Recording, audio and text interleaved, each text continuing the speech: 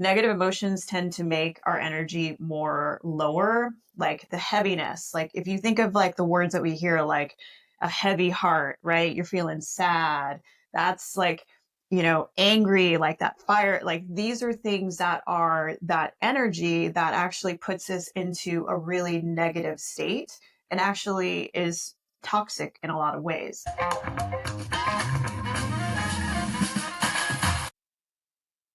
Welcome to another great episode of Dre and Smiley, the Inner Circle. Great. I'm always amazed and impressed when people respond to me when I reach out to them. But like I always say, I know I'm becoming a broken record, but I meet people on TikTok, Instagram, LinkedIn.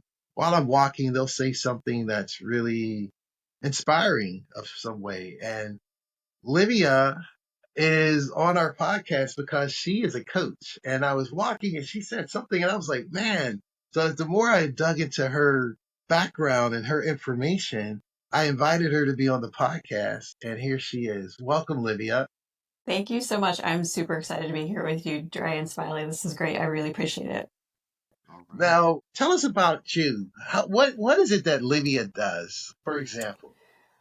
I'm all about helping people who are just high achievers, go-getters, individuals who are leaders in their life, not only maybe in their community, but like in their family. And they are driven to do powerful things and they're just burnt out.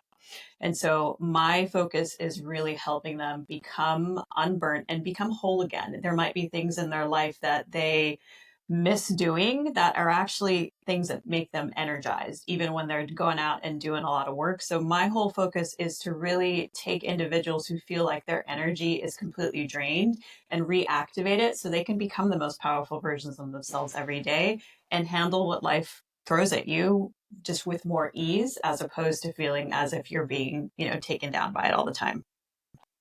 Where does that passion come from? Like, when you say 20 years ago, 30 years ago, when did you decide this is what you wanted to do? Did you always have that aspiration to help others, to help people do the best of themselves? Or is it something you had a life event that said, you know what?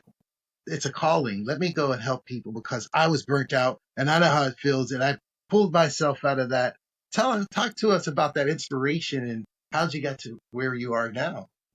It's a little bit of both, to be completely honest. I grew up in home environment where there was just a lot of trauma, a lot of stress, definitely around a lot of individuals, both my parents and people around who were high achievers doing a lot and just seeing them drained. And I knew from a young age that I wanted to see people live better lives, with myself as well and others around me that I was really close with. And then as I got older and being driven myself, and I put myself in the hospital more than once. I've, really put myself to a point where I was really just in a bad state. And that is why I'm driven, because I meet so many people in this world who are such good hearted individuals who are here to do something amazing. I personally believe in that everyone who's here on this earth is meant to do something positive and amazing for the world. Even if it's something that is small, those small things actually lead to something big. And when you are feeling completely drained, like that power of yourself is gone. And I want to see more people really live in their true power. And that is just a driven passion of mine. It keeps growing more and more. I want to see billions of people just being amazing in this world. I did an exercise many years ago where it was like, where do you want to see yourself when you leave your body in this earth? And I'm like, I want to see my funeral with billions of people who are excited that have known me because I helped them be themselves and really honor themselves. And I want it to be like a giant party. Like, I don't want people to mourn. I want them to be excited that I was there in whatever pivotal moment in their life to help them really empower themselves. And that's what I want to leave this earth with in my end goal and passion. Olivia, I love that. What comes to mind as you share your story is someone that we had on the podcast a while back who worked for the Coast Guard. She climbed the ladder. She got to a point where she was completely burned out. She was within 2 years of retiring, which means she would have gotten pension and that sort of thing. But she just literally, burned the fuse to the end. and went through a rough patch for what I believe was 2 or 3 years, sleeping on the couch at her brother's house and hit rock bottom. She was able to pick herself up and turn her life around, and now she's coaching other women on how to be successful, high achievers. Having that experience made her an incredible coach. Like you, having the experience makes you a great coach. I share something with my kids. I said, would you go to a toothless orthodontist? They're like, no. I said, would you go to a blind optometrist? No, right? Because seeing that they kind of represent the work they do, right? That's a very concrete example, but you got to have a reference. You have a frame of reference to draw upon if you're going to help me get to the goal that I have in place and overcome these obstacles. With that in mind, let's say I come to you and I say, listen, I am striving to become, I'm trying to make a pivot from corporate America to, you know, growing my own business, or, I'm burned out in corporate America because, the way I'm being treated, I don't feel valued. Walk me through how you would coach me around these obstacles and put me on the path to what I believe is success. First and foremost, the way I look at each individual is that I see them as a wheel of life. And in that wheel of life, you have not only your career and your finances, but you also have your friends, your family, what you term as your spirituality, what is considered your recreation, and then also your health. And so I look at, and I have a lot of clients who do come to me who want to pivot because they've been either in a career for a long time that they just feel like it's going nowhere. I look at not only what is it that you want to pivot out of, but what are you missing in your life? Because I've worked with certain clients that realize that they have certain passions that they haven't even touched in a while. They've been maybe working 80 hours a week at a job, and those 80 hours is just draining one of that wheel of life bucket in their life. And it's actually not applying to spending more time with the friends and family, getting back to what is their spirituality, what is something that is going to help them in their health. Let's figure out those things first. And then we really address that to then see, okay, is it the career that we need to shift and change, or is it something that you can do currently right now? Because where I look at is that it's whatever small steps we can start immediately are going to be the most impactful. And I want to see you from a holistic person, because I've got one client who, she actually was looking for a completely career shift, but then realized that she actually loves being in a job, but she needs to be with the right company. She needs to have, because there's relationships that is really powerful for her. And she realized that she's not getting that with her current role. So it's like helping her figure out that, she's ready to find another position in another company that really ties in better relationships for her. I have some clients who, they're built entrepreneurs, and I can tell right away when someone is a built entrepreneur. Like, they may have even been hustling when they were a kid. I was like, if you've been hustling since you're a kid, you're usually got that entrepreneurial mindset already. Like, let's figure out how to do that and give you a strategy to make it happen so we're not stressing you out. Because I'm all about making sure you are in the right energetic space, either energetically, mentally, physically, or emotionally. And I want to make sure that whatever that pivot is for you, let's make sure we can energize that. Because especially if you're going into becoming an entrepreneur, well, that's going to be a space where you need to really understand and regulate your energy to make sure that it's going to help you, because you've got everything on the line. It could be a very emotional space. You're taking a lot of risks. And for some individuals, they're not built for that. And so it's helping them understand, are you built to be an entrepreneur, or maybe be an entrepreneur, which is working for a big company, but also have that entrepreneur type of feel? Or it's something that you want to work at a company, but let's shift and figure out what parts of your life are actually being drained to really get you back into that energized state again. So that resonates with me, what you said, a couple things. The wheel of life, right? I believe that's the phrase you used. We have these buckets, right? Family, friends, spiritual, and many others, right? When those buckets, and here's what I'm hearing, and tell me if I capture this correctly. Once those buckets start to become depleted, right? because you're focusing so much time on work or so much time on a hobby. These other buckets get neglected. And so now you're feeling drained and empty. And we tend to think that it's because of X. And the reality is that we know there's there's a holistic approach we should be taking to our lives day to day. And when we don't do that, we start to have this depletion. And that's where you come in to help, get us back on track, kind of calibrate, if you will. Is that fair to say? Yeah, that's exactly. I'm all about how to recalibrate you because all of these wheels of life do affect each other. Because, for example, there might be in your recreation side of it where you're traveling. Like I've had a client work with me who spent over 2 years traveling, and she was so much in that bucket, but it took away from her from having a more growing a career that she was considering. She didn't get to connect with her friends and family. These are things that started to become depleted, even though she was doing a lot of traveling. But that was the thing. It's each of these buckets are really important because they're bits and pieces of who you are as a holistic person.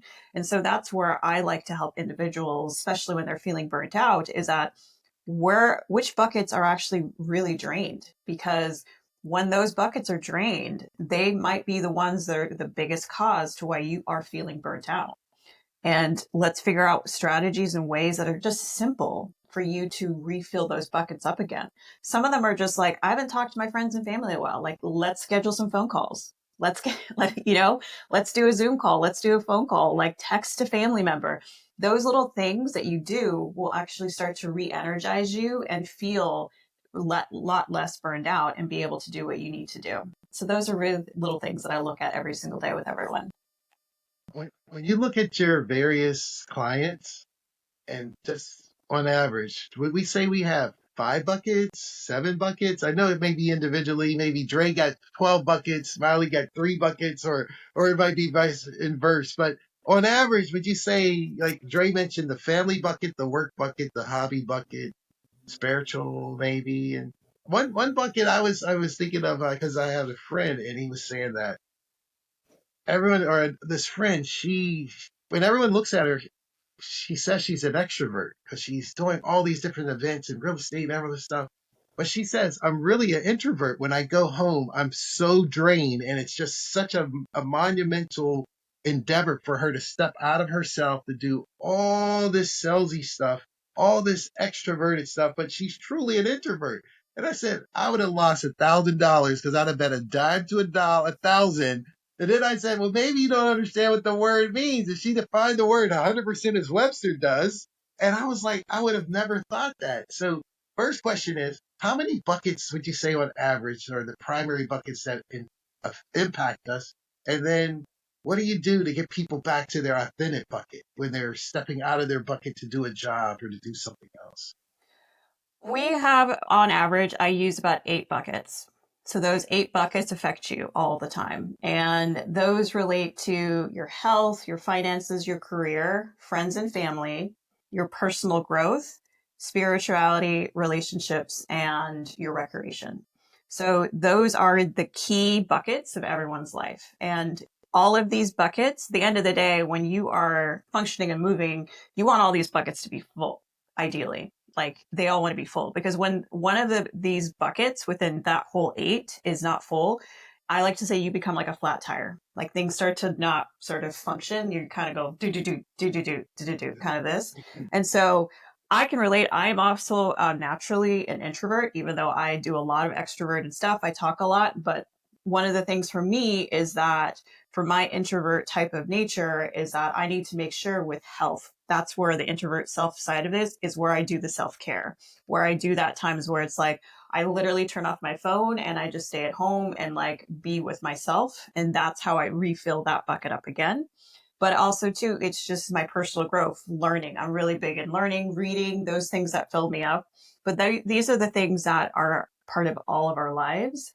And it's really funny when I work with clients who realize that certain things like personal growth, oh, it's not a big deal, but they have nothing in that bucket. And they have a ton of stuff going in their career and finances. But if they're not engaging in some sort of creativity, something that's helping them learn to shift, to grow, that's that personal growth bucket that when it's drained, and it will affect your career. It will affect your inability. I know individuals, like I have one client recently worked with, she's super intellectual. Like she thinks really fast. She's able to problem solve very quickly, but her personal growth bucket is drained.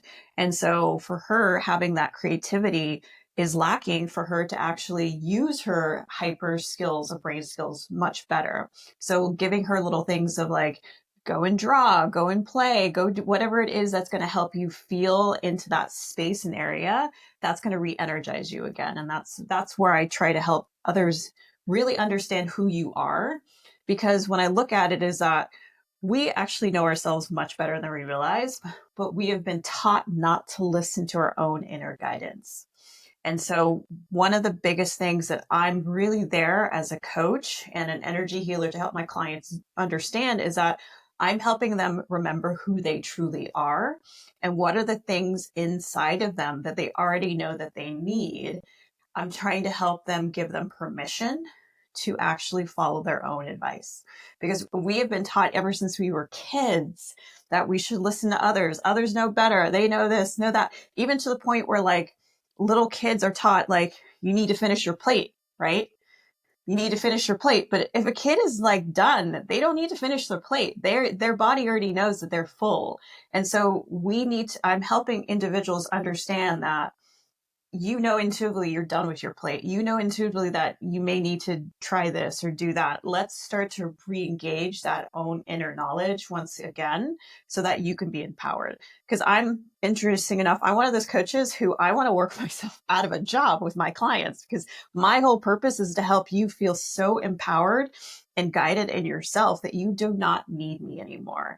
Like, we can do a quick check-in if you need every once in a while, but like, I want you to feel so empowered every single day that you're able to feel that energy and be in yourself so that you know exactly what you need to do going forward. I love your visual definition of the wheels of the wheel of life with the buckets, because if one bucket isn't complete, you got a flat, and it just it's so visual. Do you is that trademark? Is that a T-shirt? Is that your slogan, Wheel of Life, or is that just common? Because I've never thought of things like that. I mean, when you said the Wheel of Life and then you explained it, it's such a visual. I saw a T-shirt. I was like, man, is I that don't have a trademark? t-shirt yet, but that's a good idea. Yet. Maybe I'll get one created now. There you go. I'm serious. It's like, is your bucket flat? Because if it is, you're not going anywhere. And it says any part of that spoke. I see the 8 spokes on the wheel. If one of them is flat, you're not a wheel. You're not rolling. Mm-hmm. So that's awesome. Now you mentioned spirituality, and I apologize in the beginning. Did I say it wrong? Reiki or Raki master? How do you say it? Reiki master. Can you just give our audience, because I believe we had a Reiki person on before. We're up to about 200 plus podcasts, and I remember hearing that word. But can you refresh our memories as to what is a Reiki master and how does that help you with your coaching, or is that Sure. the style of coaching? It helps a lot with my coaching. Reiki is more or less, we are all energetic beings, either from a scientific standpoint or a spiritual standpoint. We are energetic. And where Reiki comes in is Reiki is basically helping you get back to that good energy back into our body. And so it as a Reiki healer, those who are certified as Reiki healers, you have the ability to begin to take that sort of a universal higher power energy and be able to funnel it into others so that they can get re-energized again. As a Reiki master, I have the ability to teach others to become Reiki practitioners. And so that is part of my work, as well as I'm helping others who want to be able to provide Reiki to either as yoga teachers or massage therapists or other coaches. I have the ability to train others to become Reiki practitioners to add it into their practice as well. It is something that I got into for myself as I started so I sort of fell into life coaching. I originally wanted to become a teacher. That was my overall goal. I was thinking about becoming a professor in psychology. I went and got my degree and thought, as I was working towards it, I was like, this is not the work I want to do. I left that. I actually went into tech and started working in tech and startups for a little while, did consulting. And then I basically found myself at a crossroads in my life where I was miserable. I was unhappy. I was pretty much a functional alcoholic because I would work and then get home and just drink almost a full bottle of wine. I was really miserable in my life. I was obesely overweight. I was introduced to yoga as a way to heal from a car accident. So I was learning to utilize it to heal my physical body. And then I actually became a yoga teacher just as because it was a way for me to learn more how to help myself and that was helping others. And at the same time, I started to learn more about the influence of how just the subtleness of energy, how we shift our energy even from our thoughts. Our thoughts are energy. Our emotions are energy. Emotions are energy in motion. And so just even the ways that we feel and think will emit different energy out of our body. And there's a famous Japanese scientist who did work on the effects of motion, of emotions and energy, and actually had individuals look at a glass of water, project and sort of a strong emotion towards it, either happy, sad, or angry. And he did a frozen the image and did a screenshot, and you saw how these icicles created these various different visuals, and that showed how the energy is out there and it's affected. So as when you get into the work of Reiki, it's allowing you to come back into more of a balanced energy state. And as Reiki practitioners and Reiki masters, we're trying to start to take that external balanced energy and basically channel it back into others so they can get re-energized again. So clients that I've worked with Reiki has been individuals who've, they've had drained, really tired. Maybe there's something that they can't even do because they're just so burnt out. That's where I help and bring Reiki into that because it's like giving you just a nice energy boost so that then you can help get out of that part that you're not even so drained you can't even figure out where you're at. So that's where I do a lot of work with Reiki.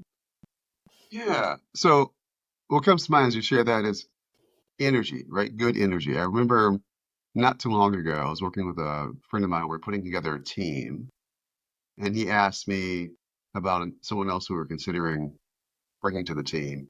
And he said, what do you think about their energy? Do they have good energy? And that was the first time I ever heard that. And I actually had to think about it. Growing up, I feel like I always had a good intuition. I don't know if that's is that part of energy or not in terms of reading the energy? It is. And it is. Thankfully, my son has that. Sometimes I remember vividly certain situations I feel like I was able to avoid. I didn't at the moment. I didn't know why I decided to turn right instead of turn left. But then reflecting back, I'm thinking, oh, there was something about the energy and that space that made me. So as it relates to energy, with all that's so I'm going to make a kind of a hard turn here. Still relate to energy as it relates to the tension in the world today, right? There's a lot of energy that's out there that's not good. How do you coach someone around managing through that, right? Because literally, I can walk into name a store, and something I've noticed in the past 4 years, 5 years, Smiley and I are people persons. So, hey, how you doing? Have a great day. We're getting those kind of. I notice when I say, hey, good morning, how you doing? 99% of the time, it's okay. It's like, hey, great. How's your day going? So how do you coach people on how to maneuver through that? Me walking into a room full of this heavy energy, intense energy, because again, I feel like it's almost like a volcano erupted and the soot can get on you if you walk through it. So now you got to, how do you get rid of that negative tension? Does that make sense? I know it makes 100% sense. I talk a lot of this with clients. And I'm love getting to speak to men about this because I feel men don't realize how they are connected to their intuitions and how energetically you sense what's going on. And I think men are a lot more sensitive to this than they realize. So I'm super excited that I'm speaking to you guys about this. Um, right now in the world, there is a lot of people who are detoxing old negative energy. And when there's a lot of that in this space, it needs to be cleaned out. And the biggest challenge right now is that it's not necessarily trying to shift everyone else's energy, it's actually shifting our own energy. Because when we come into a space where our energy is not attached to negative emotions. Negative emotions tend to make our energy more lower, like the heaviness. Like if you think of like the words that we hear, like a heavy heart, right? You're feeling sad. That's like, angry, like that fire. Like these are things that are that energy that actually puts us into a really negative state and actually is toxic in a lot of ways. And so the work to really empower and shift everyone else's energy is actually shifting our own energy. And this is something I learned really early on, when I was in my yoga and energy practice, was that coming into a room and even breathing deeply is a way to shift the energy of other people right next to you.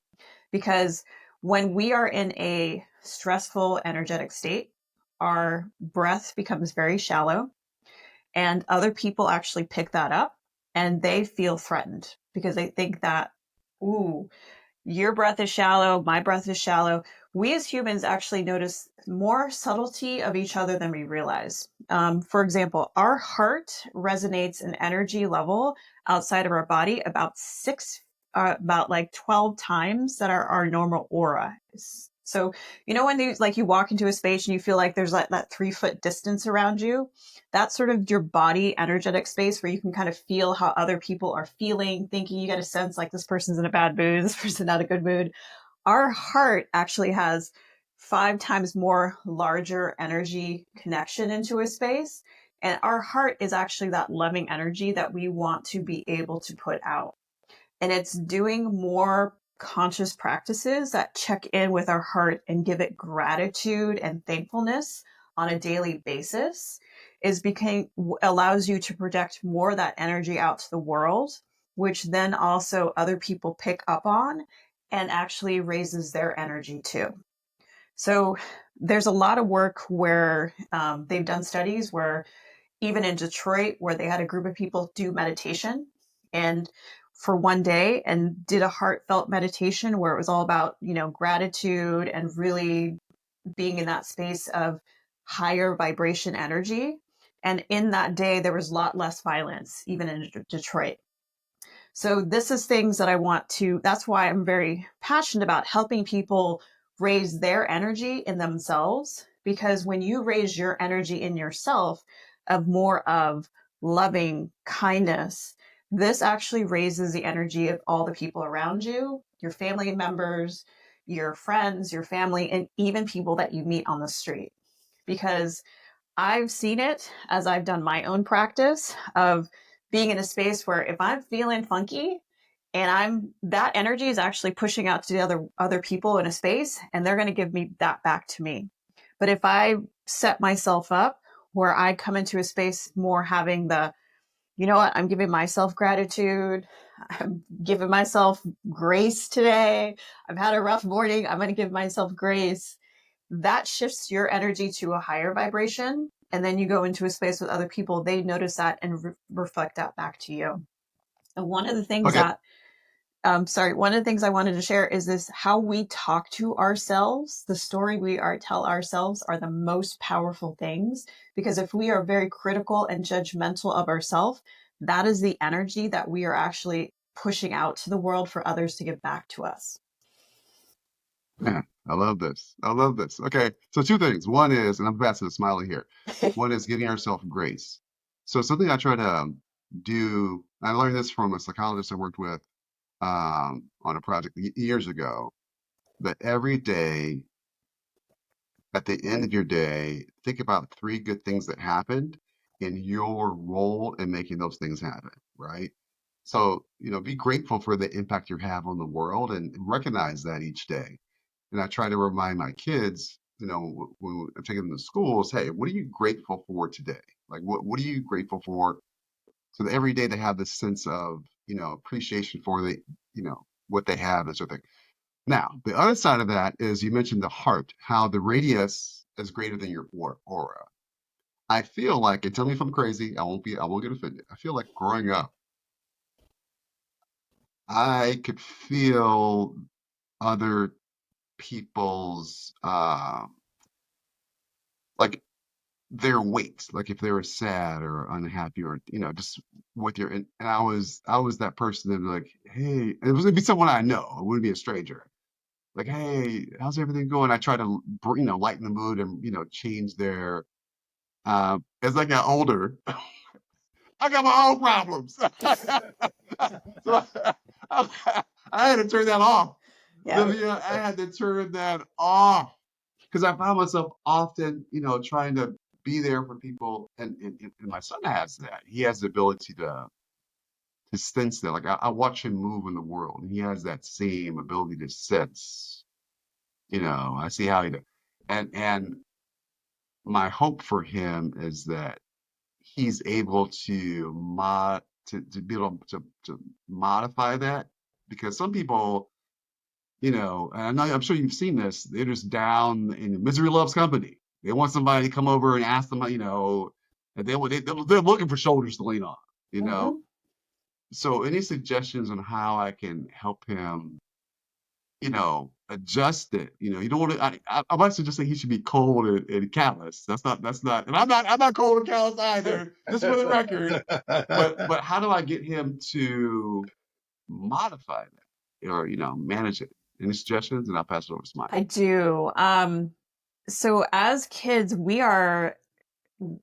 as children, we are connected to all of our senses. So every sort of sense out there outside of the, sight, touch, feel kind of thing, there's the other senses of like feeling other things, people, all that type of stuff. As kids, we are completely open. We can feel all of it.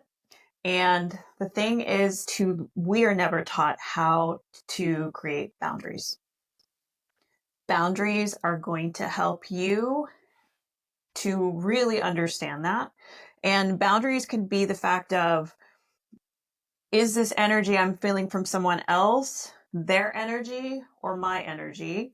And in reality, we have to kind of think about too, is that like, is it my responsibility to make this other person feel better? As kids, we think it is, but this is something to kind of create that boundary of like, is this boundary, do you really need to be responsible for feeling that you need to take care of others? And that's something to kind of teach him to understand where that boundary is. Also, too, there's certain rituals that you could do to really like something that I've done and I've taught other clients to do is that like when you're in a space and you feel like other people have that like draining energy towards you, like, it's okay to just walk away. That's another boundary to do. It's also okay to just be like, you know what? I'm just brushing this off. If you just physically brush off like other people's stuff, that's a way to kind of remove that out of your space and create a boundary. It's about creating boundaries for you. It could be a mental boundary, it could be a physical boundary, it can be a verbal boundary.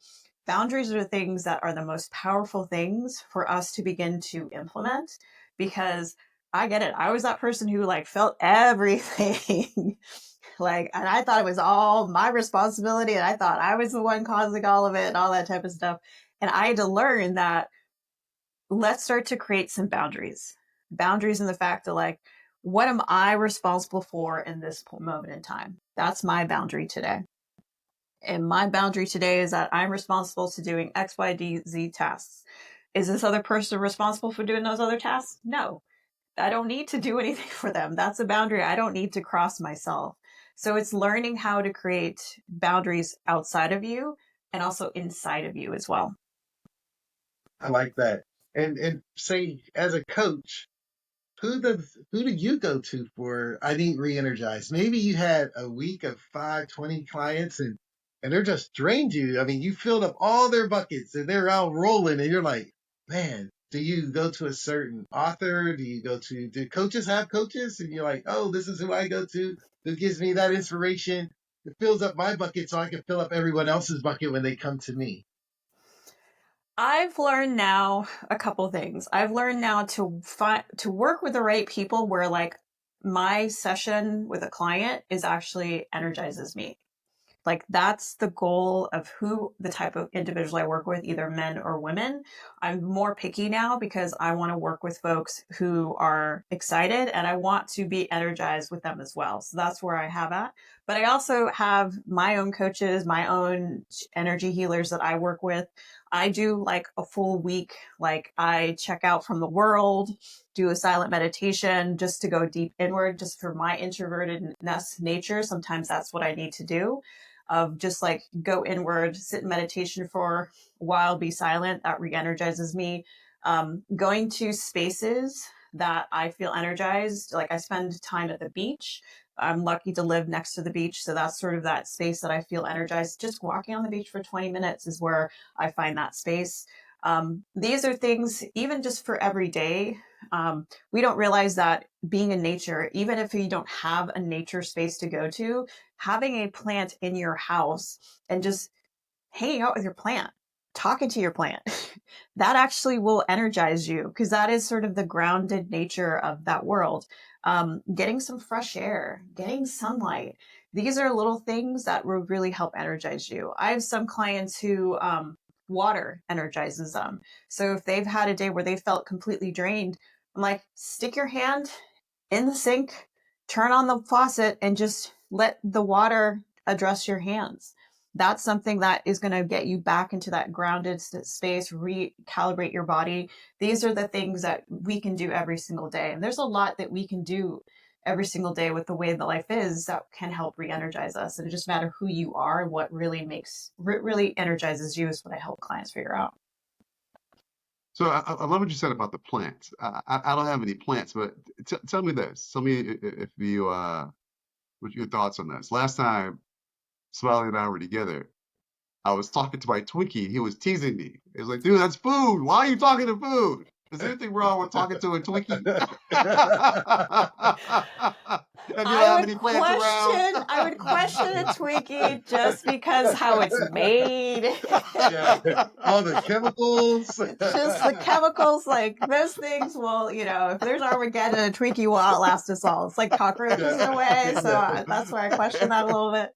But no, like talking to your food is good. Like, I lived in a urban ashram for a while, which was part of my deeper practice for me. And one of the things that we did in the urban ashram was that when we prepared food, like we actually talked to the food. We blessed the food before we ate the food, and that was giving that food positive energy. That energy comes into our body, and that's something that some folks that pray before they have food, that sort of relates to that same thing. Is that talking to your food, especially if you're talking to food in a positive way, that actually is you giving more positive energy back into your body.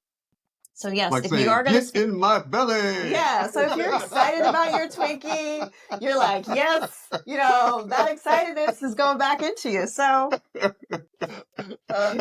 Wow, Livia, this is amazing. We could talk to you all day, but before we move into the final four, are there any questions, or is there a question we should have asked you that we didn't ask you that you wanted us to ask you, or a book or a tour you're going on, or a webinar series you want to just promote, or anything that this is your open mic session?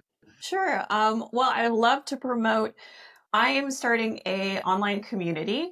It's going to be a community that also has access to download a mobile app, and it allows you to really have a coach in your own pocket.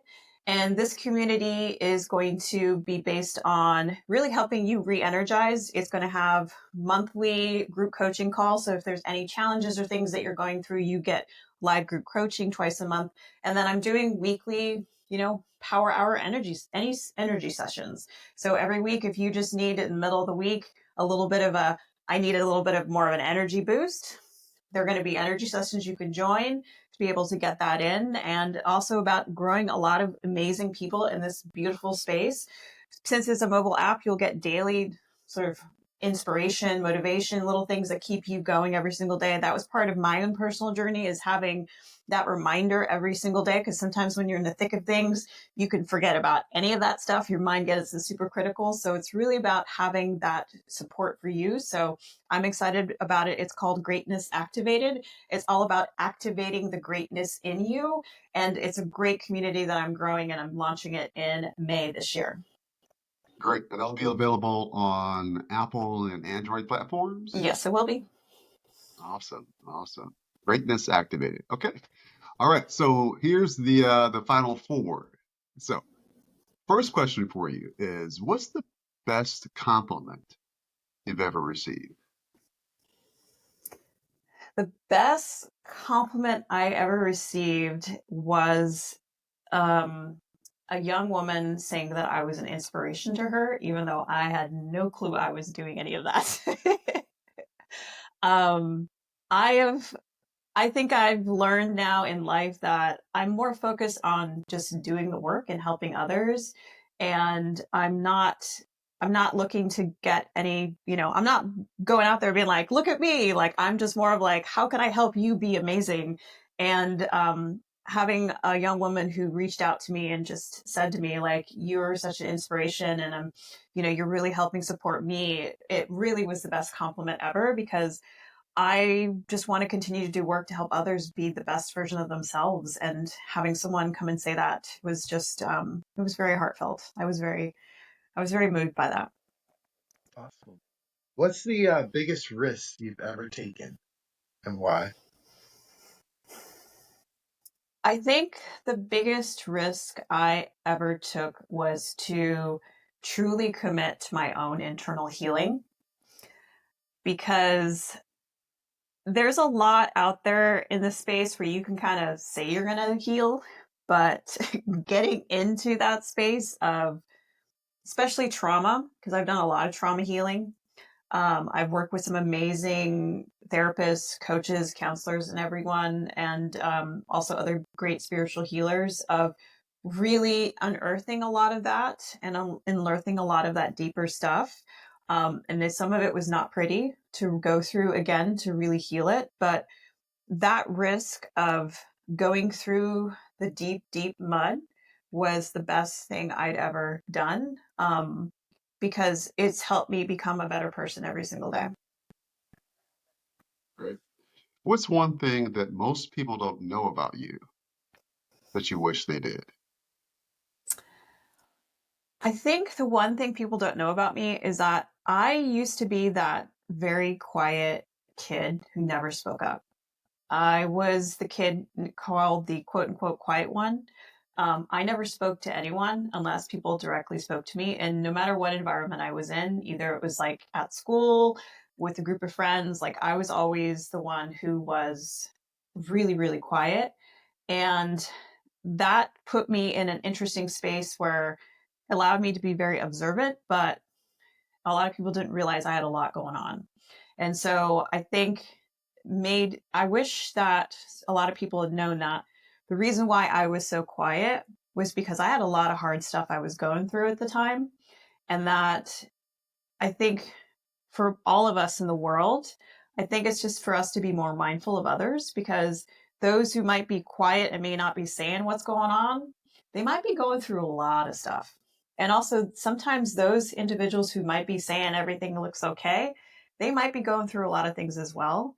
And that's something that I wish others kind of knew about me, is that the reason why I was so quiet is because there was a lot of heaviness and a lot of hardship I was going through, and didn't have a way to really tell others about it, didn't feel comfortable about it. No, I saw something or read something somewhere where it said their silence is very loud. It's just it's so vocal, the silence of certain things, and it just made me think of that. So for the final four question, we're gonna bring it to a light note. What is something that never fails to make you laugh? I mean, tears out of your eyes, you're grabbing your side, you just can't stop laughing. What is that one thing that one ever, whatever it is that makes you laugh? For some reason, looking at these like silly cat videos that people are going crazy about on Instagram and TikTok are the things I cannot stop laughing about. Especially when they put them into like human beings. Like I saw one that was like a DJ the other day with like a Ah, unicorn, ah, like horn on, ah. like it was sparkles everywhere. Like I just laughed out loud. Like I just thought it was like, because cats are like the most things you would never see doing these things. Right. Like, yeah.